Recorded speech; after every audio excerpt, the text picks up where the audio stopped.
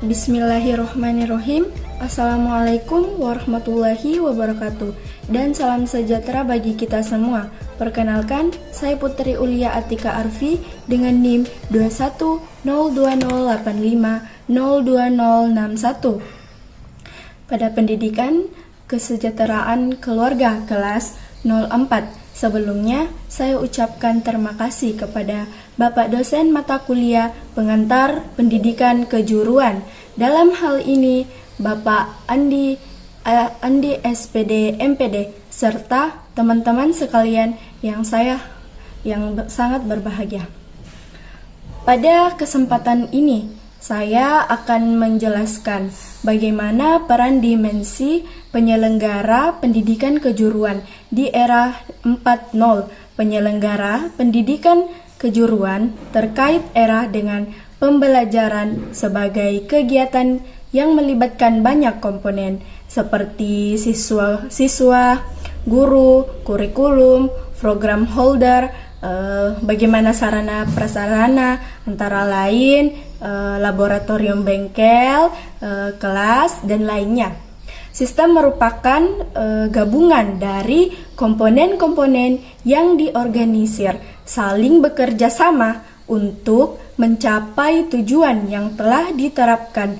Dengan demikian, komponen yang terlibat dalam sistem pendidikan kejuruan harus memiliki kontribusi pada penyiapan tenaga setiap kerja komponen dalam sistem yang dimaksud adalah brandware, software, dan hardware. Ketiga komponen sistem tersebut memiliki fungsi penting dalam pengembangan tenaga kerja profesional sesuai dengan bidangnya. Baik, yang pertama saya jelaskan adalah brandware. Yang pertama, siswa. Siswa adalah pengajar yang harus ditumbuh kembangkan potensinya sesuai dengan tujuan pembelajaran. Ada beberapa yang perlu mendapat perhatian sebagaimana dinyatakan oleh kelompok dan bagian pada tahun 2006, yakni karakteristik siswa, learning, dan gaya kognitif atau gaya berpikir.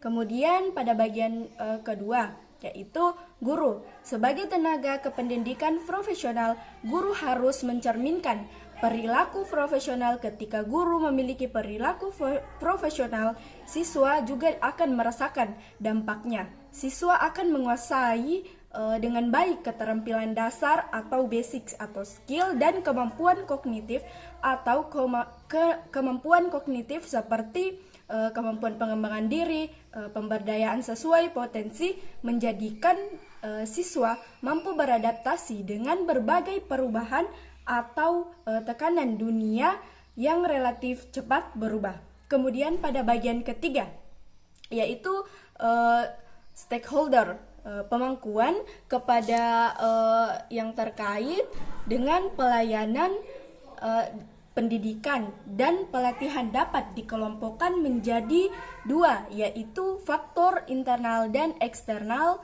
meliputi siswa seluruh, kepala sekolah, dan staf tata usaha. Eksternal meliputi pemerintahan dan masyarakat. Pemerintahan diwakili oleh pengawas dinas pendidikan, wali kota, dan bupati, departemen pendidikan dan kebudayaan, bahkan sampai menteri pendidikan.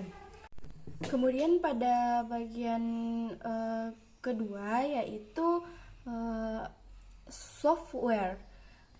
Software meliputi kurikulum, program, dan manajemen. Yang pertama itu kurikulum. Kurikulum merujuk ada pada apa yang diajarkan, apa yang harus dan seharusnya diajarkan dan dapat diajarkan untuk mencapai standar kompetensi lulusan secara logis. Kurikulum adalah rancangan pendidikan yang memberi kesempatan untuk mengembangkan potensi diri dalam suatu suasana belajar yang menyenangkan dan sesuai dengan kemampuan dirinya untuk memiliki kualitas yang diinginkan masyarakat dan bangsanya.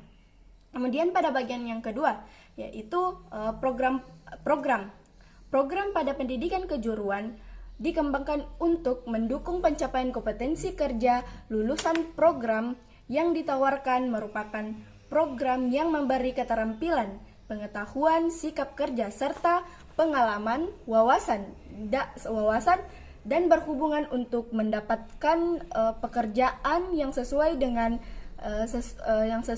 pilihan. Karena sekolah menengah kejuruan didorong untuk dapat memanfaatkan sumber daya baik yang tetap maupun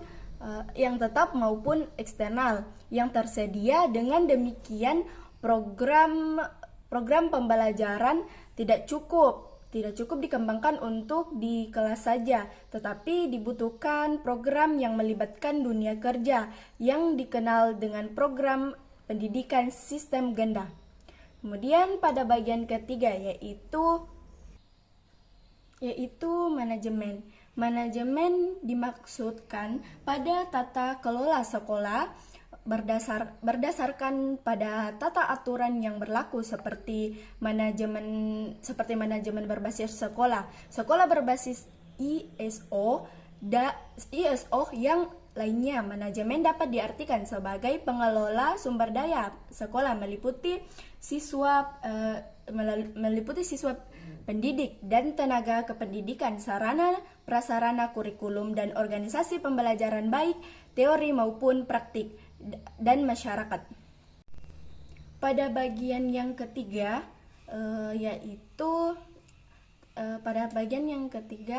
atau yang terakhir, hardware. Hardware sendiri meliputi laboratorium, bengkel, dan laboratorium.